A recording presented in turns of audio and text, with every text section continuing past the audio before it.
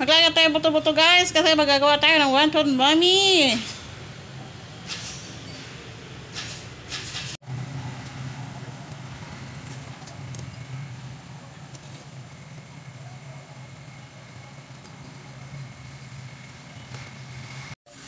Yan guys, lalagyan na natin ang sibuyas kasi nalinis na natin siya.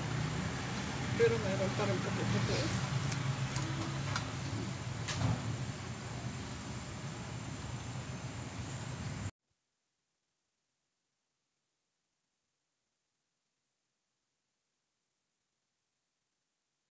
Ito po ang sabaw natin nilaga kahapon. Ayun na po.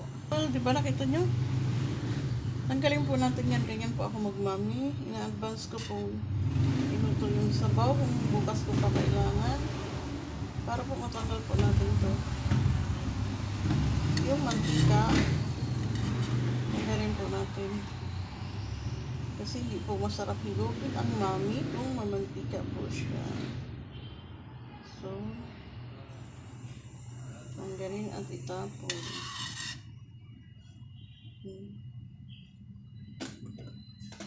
Tapon yan. Ang gamit ko po dito ay pork buto-buto. Ito yung nilaga ko kahapon. Yan o, galing yan. Kakapal ang mantika niya. Kung sana.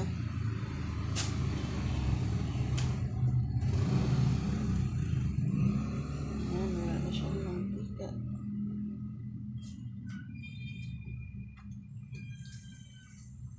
So, salain po natin ang ating sabaw. Ay, aray. Para po pa may buto-buto, hindi po mapunta doon sa sabaw. Malinis po yung sabaw niyo. Ay. Sorry.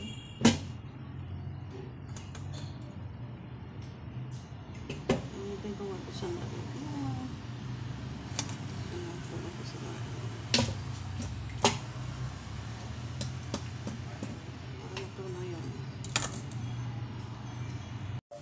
Nagawa po tayo ng wonton mommy. Ito po ang noodles ang aking gagamitin. Ito po, bagong noodles po ito. Actually, Japanese siya eh. Kulo na po ating tubig. Ilagay po natin ang ating noodles.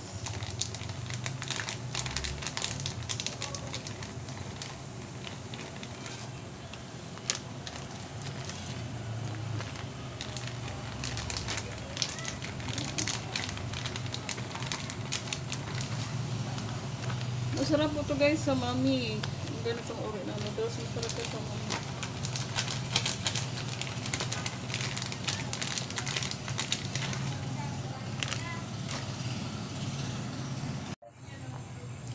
Luto na po ang ating noodles para po sa ating wonton mommy.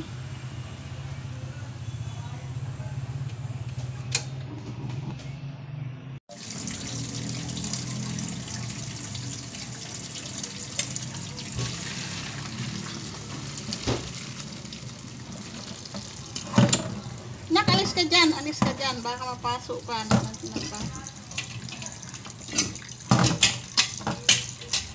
Napasok ka, wala kang pampalit sa balat mo.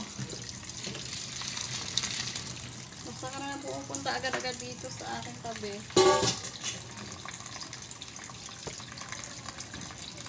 Pampalit sa balat niya mga bay. Kaya iya, ito mo din nakakainis. Gasan po natin para hindi dumikit.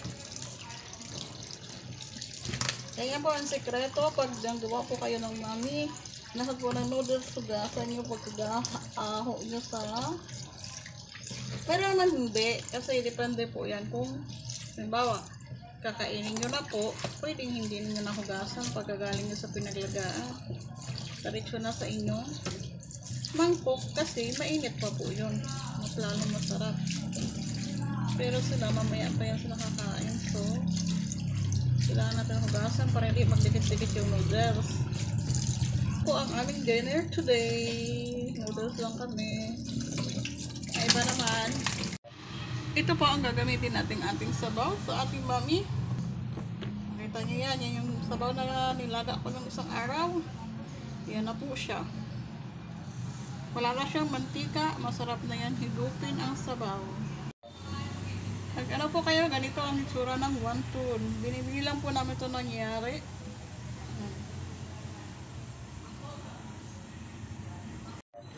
Lalagyan ko po ng Pechay Bagyo ang ating wonton mami. Para po may gulay tayo. Isip ko na yun guys. Patiin natin sa gitna yung ating Pechay Bagyo. Saka natin i-slice ng ganito lang kalaki guys.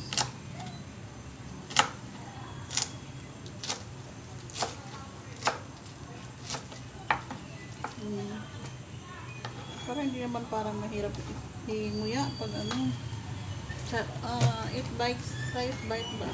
Ang tawag nila dyan. Masarap po kasi guys pag may gunting gulay. Kasi pag panay wonton lang, parang buhay ba?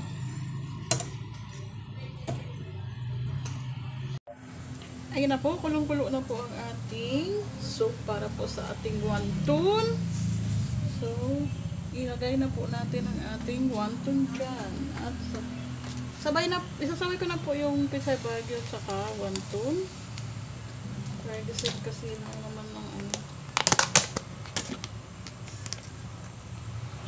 Hulog natin ito. Ating wonton. Yan, hulog.